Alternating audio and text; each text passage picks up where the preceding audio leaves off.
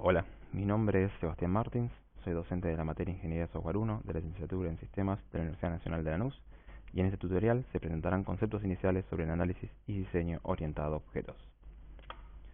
Los temas a abarcar son el contexto a partir del cual surge el paradigma orientado a objetos, indicando el modelo ciclo de vida en cascada, la ubicación de las fases de interés. Se presentan conceptos básicos pertenecientes al paradigma orientado a objetos. Se realiza una breve introducción a UML y los elementos que lo integran. Posteriormente, se describen algunos diagramas de interés, como el diagrama de actividades, el diagrama de caso de uso, el escenario de caso de uso, el diagrama de secuencia y el diagrama de clases. Y por último, se brindan algunos conceptos avanzados sobre el paradigma. Las organizaciones interactúan con el entorno, el cual se encuentra en constante cambio, siendo dicho cambio cada vez más acelerado a causa de la evolución tecnológica y el incremento de la información y su procesamiento. Para mantenerse competitivo en el mercado, la organización debe adaptarse a dichos cambios y, como consecuencia de esto, los sistemas deben estar preparados para adaptarse a los mismos. Para la comprensión y construcción de los sistemas existen fundamentalmente dos paradigmas: el paradigma estructurado y el paradigma orientado a objetos, el cual describiremos a lo largo del presente tutorial. Construir un sistema desde la perspectiva de objetos facilita la reusabilidad, el mantenimiento, la adaptación y el rediseño de los sistemas. De las fases que contiene un modelo de ciclo de vida, en este caso el modelo en cascada, visto en el tutorial de ciclo de vida, modelo de proceso y mapa de actividades, nos vamos a centrar en las etapas de análisis y diseño. El modelo de análisis utiliza una combinación de formatos en texto y diagramas para comprender y representar los requisitos del sistema. A partir del producto principal generado en esta etapa, se evalúa la corrección, integridad y consistencia del sistema desarrollado. El diseño crea una representación del software, pero a diferencia del análisis, que se enfoca en la descripción de los datos, las funciones y comportamientos requeridos, el modelo de diseño proporciona detalles acerca de las estructuras de datos, las arquitecturas, las interfaces y los componentes del software que son necesarios para implementar el sistema. Desde esta perspectiva, se comprende el modelo de análisis como un puente entre la descripción del sistema y su diseño. Los sistemas orientados a objetos describen a las entidades como objetos. Estos son personas, lugares o cosas que son relevantes para el sistema bajo análisis, pudiendo ser tanto clientes, artículos, pedidos, como también pantallas gráficas. Dichos objetos son parte de un concepto general denominado clases.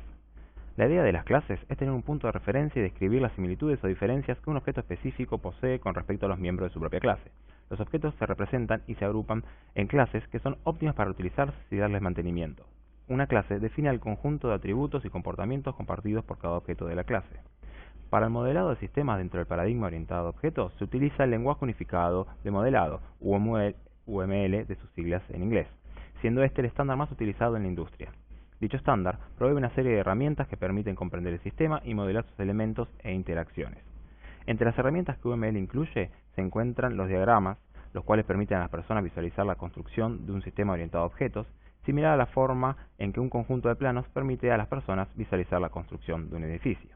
Adicionalmente, UML proporciona un medio eficaz de comunicación entre el equipo de desarrollo y el equipo de negocios de un proyecto. UML básicamente está compuesto por tres categorías de elementos: cosas, relaciones y diagramas. Las cosas pueden ser de cuatro tipos.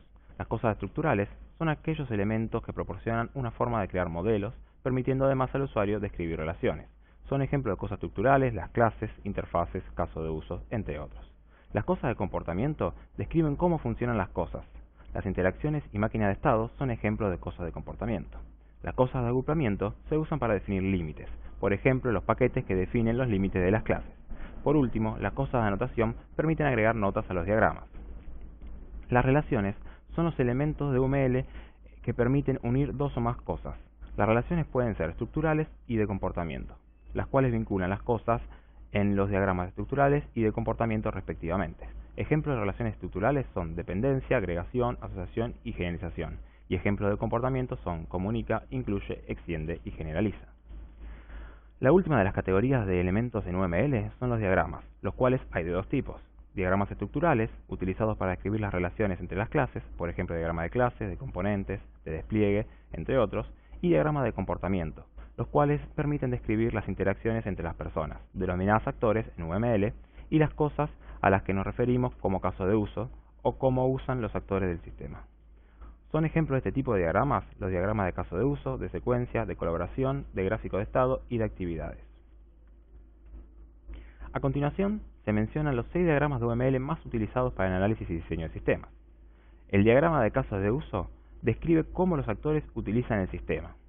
El escenario de caso de uso, si bien no es técnicamente un diagrama, es una descripción verbal de las excepciones para el comportamiento principal descrito por el caso de uso principal. Los diagramas de actividades ilustran el flujo general de actividades. Cada caso podría crear un diagrama de actividades. El diagrama de secuencia muestra la secuencia de actividades y relaciones de las clases. Cada caso de uso podría crear uno o más diagramas de secuencia. El diagrama de clases muestra las clases que conforman la estructura del sistema y sus relaciones. El diagrama de gráfico de estado muestra las transiciones de estado. Cada clase podría crear un diagrama de gráfico de estado, el cual es útil para determinar los métodos de la clase. Los diagramas que se describirán en el tutorial son el diagrama de caso de uso, el escenario de caso de uso, los diagramas de actividades, secuencia y clases. El orden en el cual se presentan los diagramas no es accidental, sino que se establecieron a partir de sus dependencias, es decir, que el diagrama generado es el elemento de entrada para construir un diagrama posterior. El primer diagrama a realizar es el diagrama de casos de uso, el cual presenta una visión general sobre las funcionalidades que el sistema debe brindar y los actores involucrados. Una vez diagramado dichos conceptos, se amplía el nivel de detalle sobre los distintos aspectos del sistema, tanto estructurales como de comportamiento. Los primeros dos diagramas, los cuales se derivan a partir del diagrama de caso de uso, son el escenario de caso de uso, el cual, como se dijo previamente, describe los posibles flujos alternativos de un caso de uso, y el diagrama de actividades, el cual refleja la secuencia de actividades de un proceso, tanto secuenciales como paralelas, así como las decisiones que se toman y los posibles escenarios sobre los cuales se puede enfrentar dicha función. A partir de esto, el diagrama de actividades puede también utilizarse como input al escenario de caso de uso. Cada escenario de caso de uso puede describirse de forma más detallada mediante el diagrama de secuencia, el cual ilustra las sucesiones de interacciones entre clases o instancias de objetos en un periodo determinado. A partir de los diagramas de caso de uso y de secuencia, se genera el diagrama de clases, el cual define la estructura estática del sistema y la naturaleza de las vinculaciones entre las clases que lo componen. A continuación, describiremos en detalle cada uno de los diagramas previamente mencionados y los conceptos teóricos vinculados a ellos mismos. El diagrama de casos de uso describe qué hace un sistema sin describir cómo lo hace. Este modelo refleja los requerimientos del sistema desde la perspectiva del usuario. El analista desarrolla los casos de uso en colaboración con los expertos del negocio que ayudan a definir los requerimientos significativos para el usuario del sistema. Los elementos que conforman al diagrama de caso de uso son los actores, que son quienes interactúan con el sistema. Estos existen fuera del mismo. Los actores son similares a las entidades externas en el diseño estructurado. Los casos de uso, que representan las funcionalidades que brinda el sistema. Este describe tres cosas: un actor que inicia un evento, el evento que activa un caso de uso y el caso de uso que desempeña las acciones activadas por el evento. Es mejor mantener reducida, en la medida de lo posible, la cantidad de casos de uso y relaciones, de las cuales hay de 4 tipos. Comunica, conecta a un actor con un caso de uso. Incluye, la cual se utiliza cuando el comportamiento que representa un caso de uso específico es requerido por más de un caso de uso, cuyo comportamiento incluye el comportamiento del otro caso. La flecha apunta al caso de uso específico. Extiende, el cual describe la situación en la que un caso de uso posee un comportamiento que permite al nuevo caso de uso manejar una variación o excepción del caso de uso básico. Y generaliza, que implica que una cosa es más típica que la otra. La flecha apunta a la cosa general. Los escenarios de caso de uso tienen como objetivo describir en detalle cada caso de uso identificado en el diagrama de caso de uso.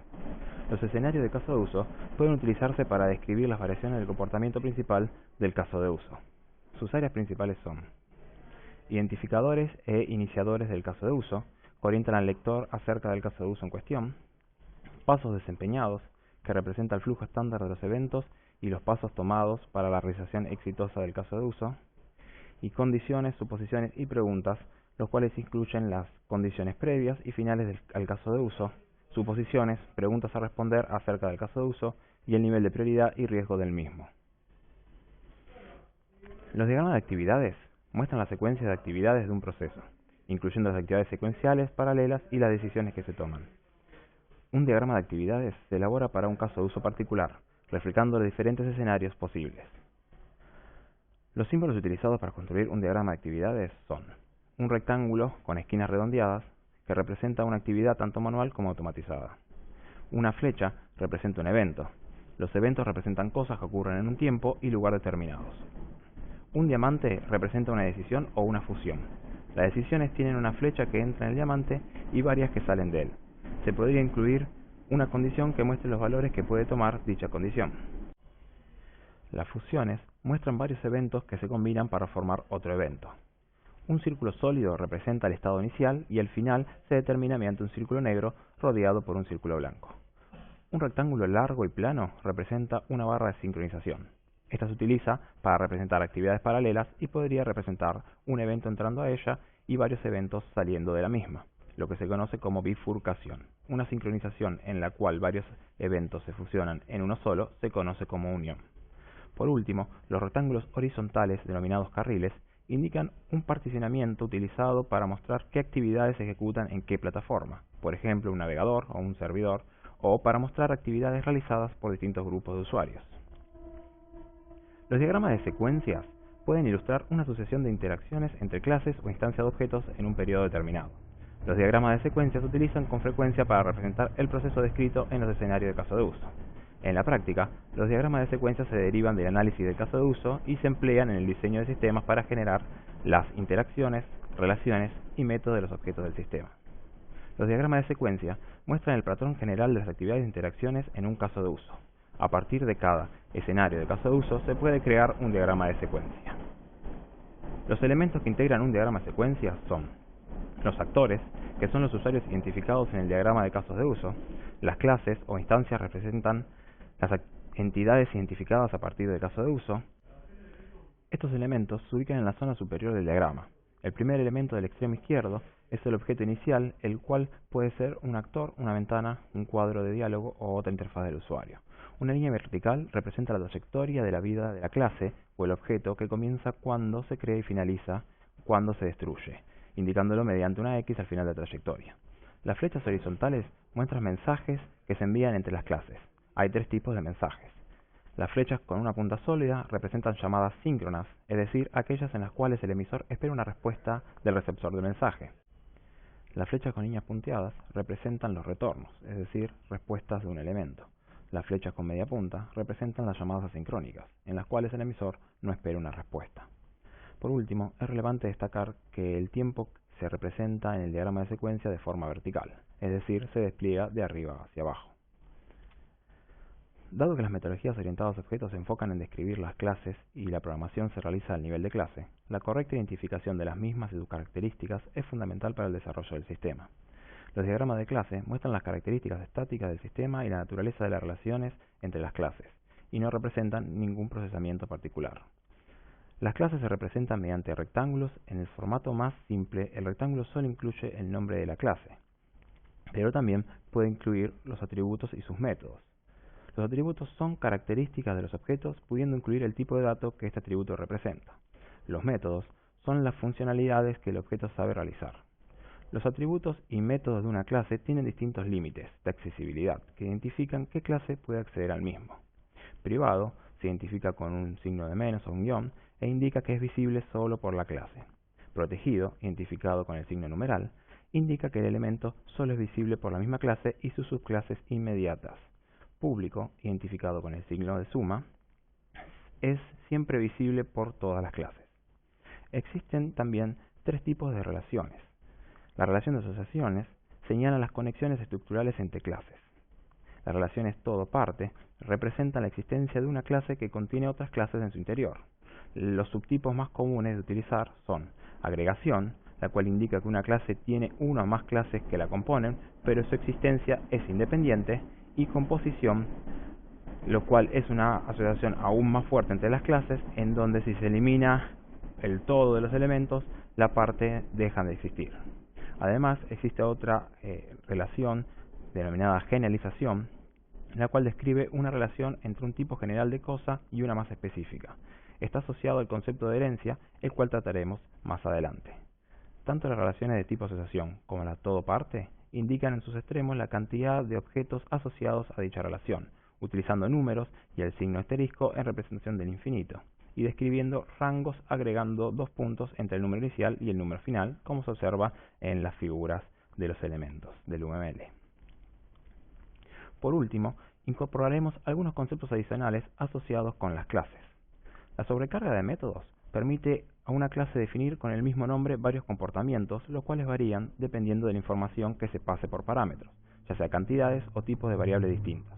Por ejemplo, una caminadora tiene la función andar, la cual opera de manera distinta si se le define como límite para detenerse el tiempo en minutos que si se le define la cantidad de kilómetros a correr. Es decir, la clase caminadora tendrá una sobrecarga de métodos andar con dos posibilidades.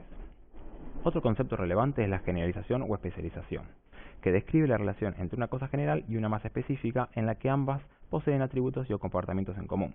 Vinculado a este concepto están los conceptos de clase abstracta, las cuales son clases que no pueden ser instanciadas. Dichas clases se utilizan para definir o estructurar las clases especializadas. Las clases abstractas pueden tener definidos atributos o comportamientos, los cuales serán heredados por las clases hijas.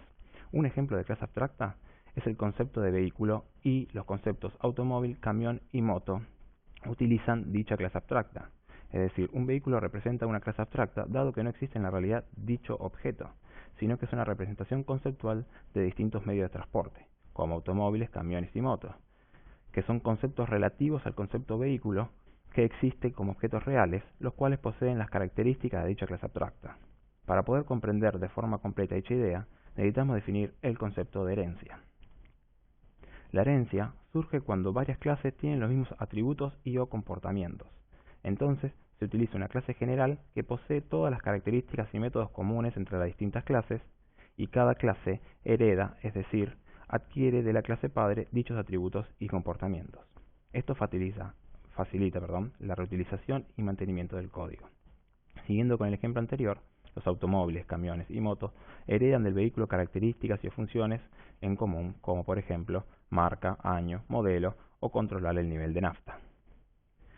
El polimorfismo es un concepto vinculado con la herencia, y el mismo está asociado a la adaptación de uno o varios comportamientos heredados de la clase general en una clase hija, ya sea para incorporar comportamiento específico de dicha clase especial o hija, o modificar por completo el mismo. Por ejemplo, la clase figura geométrica tiene una función para calcular el área.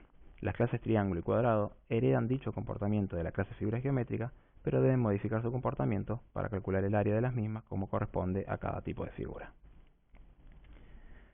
Por último, se presenta en pantalla el material utilizado para la preparación del tutorial.